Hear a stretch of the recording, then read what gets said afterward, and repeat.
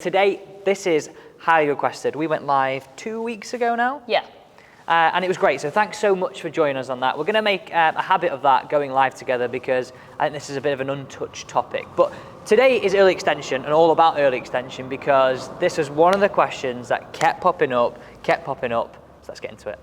So Alex, if we have a look at what early extension actually is firstly. So from my understanding, when we're looking at the golf swing, typically it's these positions that we see here where we start getting the hips coming forwards towards the ball. Yeah. Sometimes people even coming up onto their toes as a result of that forward thrusting motion.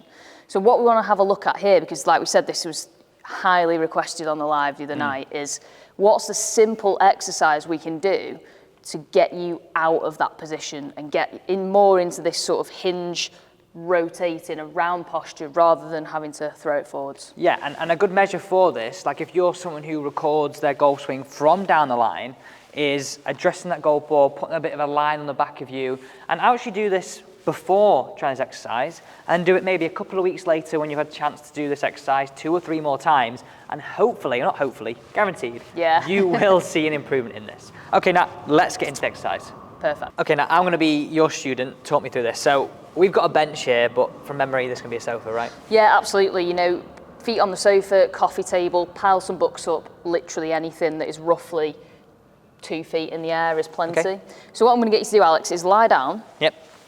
And I need you to be roughly at a position where you can get your legs at 90 degrees. So if we're looking at the camera here, I need you to just bring your butt in a little bit more so the shins are sort of roughly parallel up to the ceiling. Not the easiest thing to do is shuffling it like that. That's perfect. Okay. So if I give you the foam roller, and again, we had a few questions about this foam roller. You can use kitchen roll. It's a great one, that. As long as it's something you can put a little bit of pressure on that's not too soft, it's perfectly fine. Okay. So just place the roller in between the thighs, not on the knee joint, but on the spongy bit.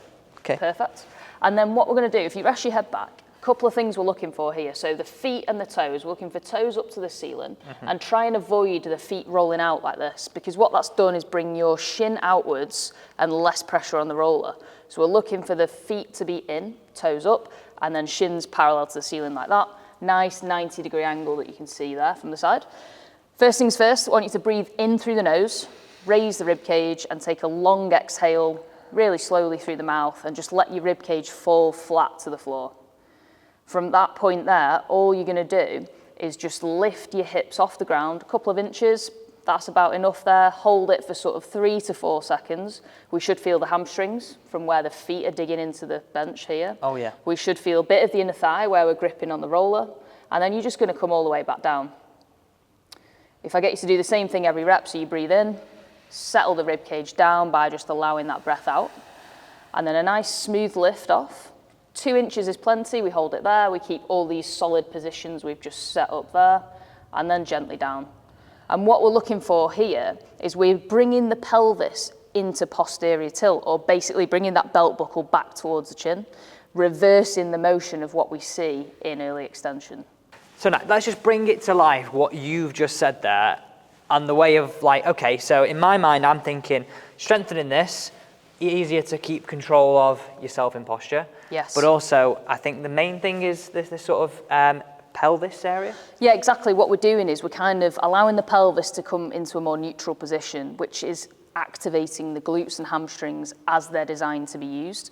So what we see a lot with this early extension position is just the glutes and the whole posterior chain just not firing enough, not strong enough for the speed that that person's creating. And your body has no choice but to then thrust the weight forwards. So during this exercise, what we're trying to do is awaken the glutes and the hamstrings to go, oh, I can get in these reverse positions, and teach your body how to do that. So over the time, you know, when you go to the gym and you may add other exercises onto this, we've got foundations ready to use this effectively. Fab.